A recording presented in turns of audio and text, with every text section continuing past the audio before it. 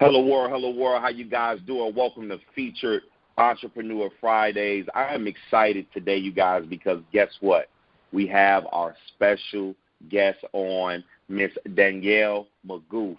She is going to give us everything that we need as far as for who she is and what she does. Miss Danielle, are you there? I am here, and I'm excited to be on your show. Oh, thank you. Thank you. I appreciate you. Listen, one of the things I love doing is I love featuring entrepreneurs because, we're very, very, very underrated. People don't, we don't get the kind of credibility that we should. So, when I saw that, I said, you know what, let me go ahead and pave the way and start giving our entrepreneurs that don't get the credit that they should, give them a spotlight, give them a platform. So I'm excited that you are paving the way. So just can you please just tell our listeners who you are and what either business or businesses do you particularly own? Awesome. Okay, so my name, again, is Danielle Meggoe. I am an entrepreneur. I have several businesses that are going on at one time. I created Sisters Talk organization. You can find out a little bit more about that at www.sisterstalk.org. I created it in 2018, and the mission behind that creation is to remove the stigma of counseling in our community. There's so many times that we talk about mental health, and it becomes more of a stigma other than us trying to find ways to promote wellness, find a solution to it. Let's talk about it. Let's get that information out there, especially in the Black community. So that was the push. That was the reason why I created that business. And we went on to do several events in 2019. We started in Houston. And we migrated to Dallas, Texas. We sold out. We did an event that was called Conversation with a Twist, Tools for Dating. And we chose that topic because in Houston, we know that Houston is so big, right? We have millions and millions of people here, one of the many most diverse cities in the nation. And we know how difficult it can be to date. And especially for those people who have been married before and they're going back into that dating pool. Times have changed. Social media and the internet phase is here. People are finding their loved ones online. But we also know that with that success, there comes a lot of failure in dating.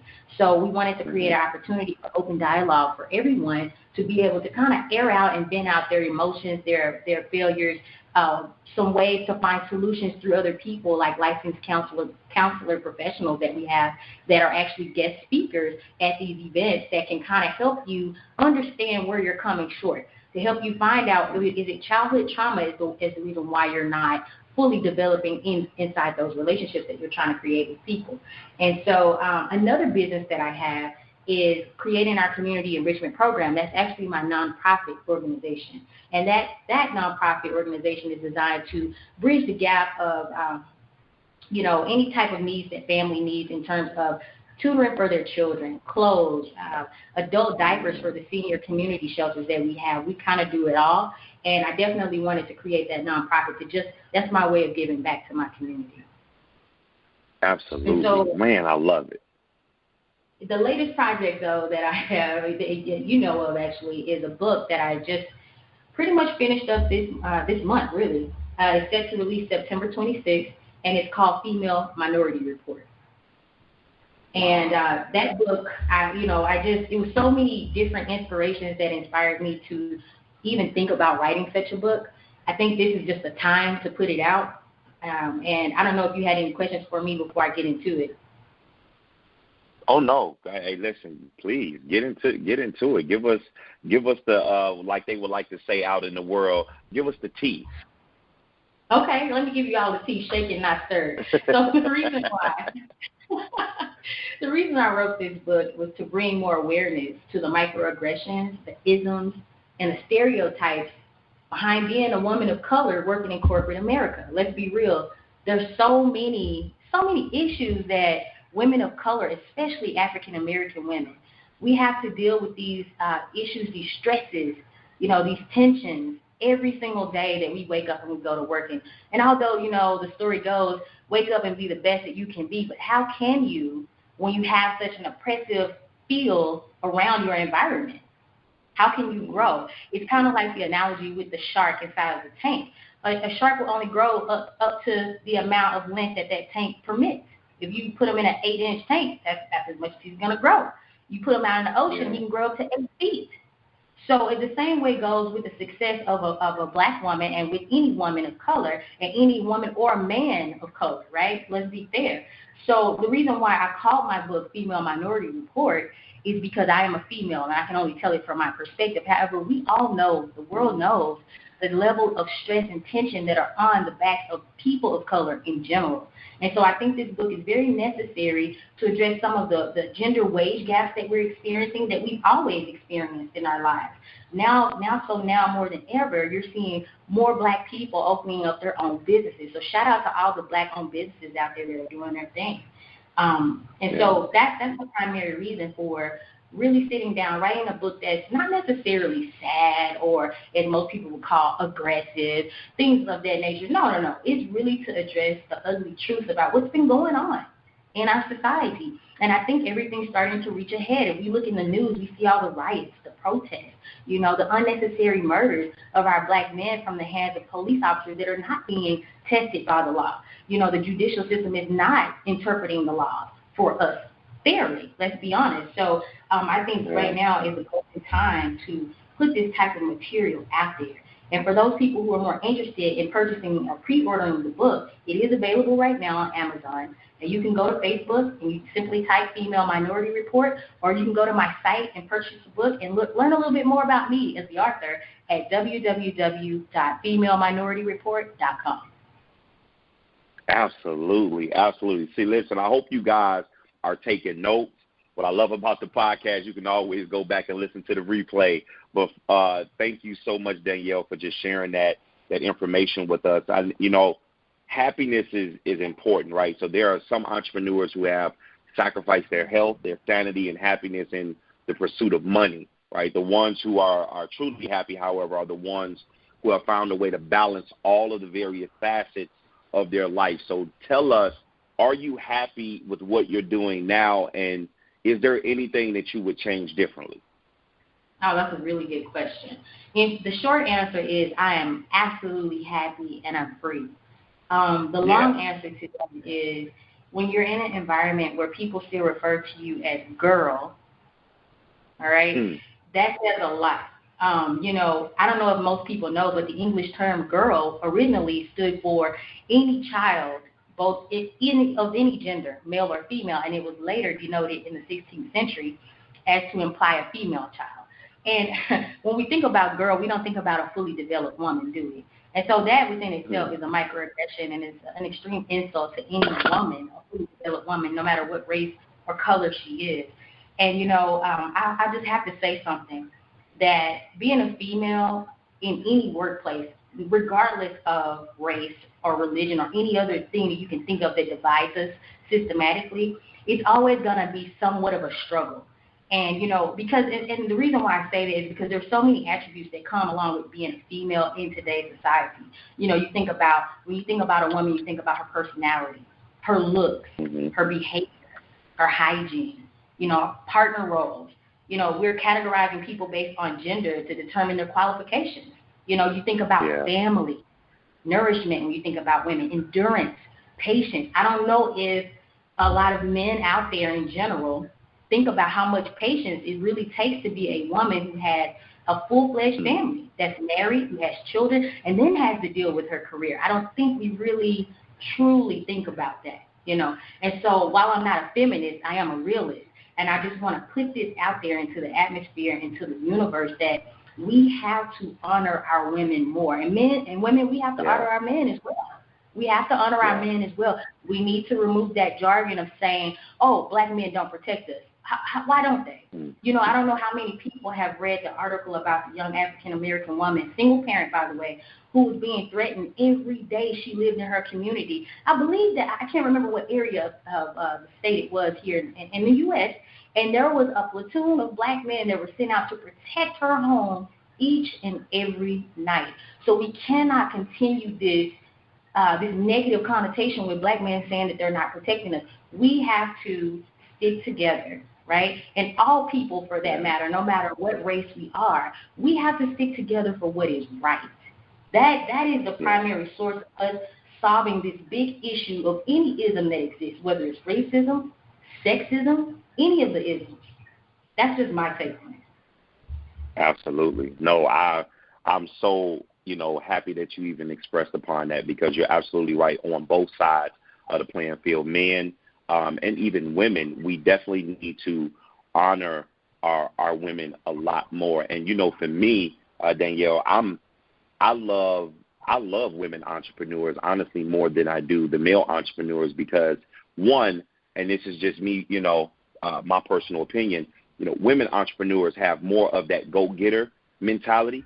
And I'm not saying that there are not any men out there that don't, because, hey, I don't mean to toot my own horn, but, hey, I'm an advocate for understanding what the bride is, right? So, every day I wake up and I hit the pavement running. But I love the female entrepreneur because, you guys just have more of that tenacity-driven mentality. And I think for entrepreneurs like myself, for me, I bleed entrepreneurship. So when I see that, that encourages and inspires me to continue to keep doing more.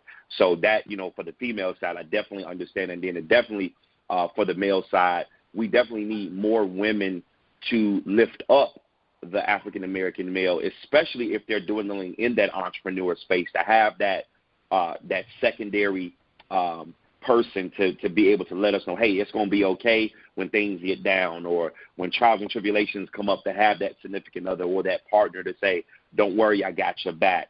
So absolutely, look, I'm raising the flags with you. I'm 100% there. When you first start a business, you're going to make mistakes, and it's really inevitable, right? So the fewer mistakes that you make, though, the better. So tell us, what are some of the mistakes you wish you could have avoided during the course of your journey? Oh, wow. That's a really good question. Now, for people who are starting their businesses, if you're not ready to fail, you're not ready to own your own business. Let me tell you, let's talk about the nonprofit. When that was created for me, I actually paid someone to do the 501c3. I pretty much just gave them all of my information, and I just left it in their hands to get it all done. And that's something where I just have to tell you guys, if you are going to consider yourself as a founder or CEO or whatever it is, whatever title it is that you're claiming, you have to know your business better than anyone else, because that person can decide to leave and do something else, or they can fail to give you vital information that will literally destroy what you tried to build, what you pour your money, your heart, and soul into. So my failure was I didn't check to see what documents needed to be reinstated, or resent to the IRS, and so therefore I had to reinstate my nonprofit. And so thank God I was able to successfully do that this year, but that's something that I could have avoided. Had I taken out the necessary time, guys, I don't care how busy you are. I know a lot of you guys still have full-time jobs while you're trying to do your business, but you have to invest in yourself. That was my biggest mistake. And I don't mean financially. I mean academically. I mean being studious towards whatever it is that you're passionate about and whatever you're putting your heart and soul into. You have to follow it up with your own study. That's what I would say. Absolutely. Love it. One of the unfortunate things about having a business-oriented mindset is that, we're creative people, right? So people often call us the jack of all trades, and every day we come up with the new business ideas on how we can go about implementing them as soon as possible. So tell us, how did you know, Danielle, when you had the right idea? I'll tell you this. When it comes to my main baby, which is Sisters Talk, I was able to develop that whole entire business plan and strategy within maybe 2 weeks. And the reason why is because I have a cousin who's battling cancer right now. And, we went to Las Vegas. I was out there on a business deal, and we were having lunch. And she told me, she said, someone with my illness, she has Hodgkin's lymphoma. She said, I only have maybe 3 to 5 years left. And I said, you can't talk like that. I said, because we're not in control of it, right? We can think that, but we're not in full control. I said, so what it seems like to me that you need is an outlet. Someone that you can talk to, you can vent to. I said, and you never know, your story, if it's heard by many, it could change the lives of so many people. And so that's where Sisters Talk was born. And I feel that it became so easy for me to just do all the necessary things that it takes in order to start a business, because I had the passion and the drive, and it was for a purpose. And so although not everybody's visions are set up that way or fall into their lap that way, I think that she definitely inspired me to create a platform that is safe, that will allow especially people of color to feel okay with being vulnerable so that they can open up that doorway for healing. Yeah, absolutely. Absolutely, yeah, that's powerful within itself. This is a good one for you, Danielle. Your friends are going to doubt you, and your family is going to pretty much encourage you to make the safe move, and strangers you've never even met will sit around, basically plotting on your downfall. So tell us, how did you handle adversity and doubt? Very good question. So I remember when I first started, a lot of people that I worked with at the time were kind of like, how are you going to do all of that, right? I had a lot of friends who just became silent. They didn't question anything. They just kind of fell in the background because they just wanted to see, what is she going to do with this? Is she serious about this? But here's one piece of advice I can give to people who are currently going through this, because I've been there, done that. It's just inevitable, because here's the thing. People are used to seeing you in a certain space in life, right? So if you've always been that person who hung out, had drinks with them, that's how they perceive you. That's the category that they place you in, not intentionally, but it's kind of a natural occurrence, because that's the capacity in which they saw you every time they saw you. And then you have other friends who maybe you only work with them, so they don't really know the real you. They don't know your real potential. They don't know what motivates you, what drives you. They know the professional you. And then you have your family who feels that they've known you all your life. And so while that's so, they don't know who you've developed and grew into your adulthood. So I would say not to take it personally, even though, yes, it is a personal attack on you, but it's not an intentional personal attack. That feeling that they're having towards you, or maybe that lack of support, just comes from the unknown. They're not really sure if you know what you say you're gonna do, are you really gonna fall through? So you just simply have to make them believers. And when you do, and how to do that is, it comes with consistency. It comes with passion. Yeah. It comes with becoming studious about your work. No one's gonna show you, unless you have an outstanding mentor, right? No one's gonna show you how to get your business done. You have to figure that out. That's what makes you a boss. Yeah. Absolutely. Guys, you guys already know, for all of my listeners, entrepreneurship is about being able to face failure, manage failure, and succeed after failing. So you definitely, cannot allow, I like to call the distractions. And one of my solutions, Danielle, that I tell all of my mentees and everybody that follows me is that you have to starve your distractions to feed your focus. And that's something that you guys got to get into that rhythm. They're going to come. I don't care what kind of rhythm you get into, how good your business is, if you're just starting out, if you've been in for 5 or 6 years. Adversity and doubt is going to always have a place to knock on the door and say, hey, I'm here. Hey, you want to entertain me? You want to acknowledge me? You want to feed me energy so I can grow and make your business, raggedy, so to speak. So, Danielle, a lot of people need leadership right now. I've been asked this question a lot, and I'm definitely going to piggyback off whatever your answer is to this. But we know that you need to learn some good leadership skills to keep, individuals motivated and hustling. And just as hard as, we are as entrepreneurs on ourselves, we still have to maintain and carry that leadership tenacity. Leadership skills are among the best things that you can learn from a fellow entrepreneur, a mentor, especially if they've been there before. So what would you tell our listeners now? How can you be, or how can they become a good leader? Great question. I believe in order to do that, you first have to address what you said earlier. You have to acknowledge the fact that you're going to fail. And failure, what you should gain from that is you should learn from the experiences, and you should know what not to do, the next time. Also, having that drive to never give up. I don't care how many times you fall, you have to pick yourself back up, and you have to re-strategize and find ways to get yourself out of the rut that you found yourself in, because we've all been there. I think the biggest thing when it comes to leadership is not being afraid to share information. To me, that's one of the greatest aspects of being a leader. I think a lot of us in the past especially have risen to a place where we feel like we're successful. We feel like we don't need anyone. And we feel like in order for you to get this information, you're going to have to pay top-notch dollar because that's what status I'm at. I just want to say that being a leader, it involves being humble, you know. And when we have that sense of humility and we're not afraid or we're not arrogant to the point where we feel that we can't release that information, that to me is true leadership. When we're not afraid to share what advice we have for others, because if you are really good at what you do, there should be no fear in you sharing the information that you've learned. And I'm not telling you to give it all away, right? But what I'm saying is put a drop back into that bucket because someone helped you, whether you acknowledge that or not, help you get to where you are today. Yeah, absolutely. You know, and just to piggyback off that, you know, for those that know how I am and who I am, you know, before you are a leader, success is all about growing yourself.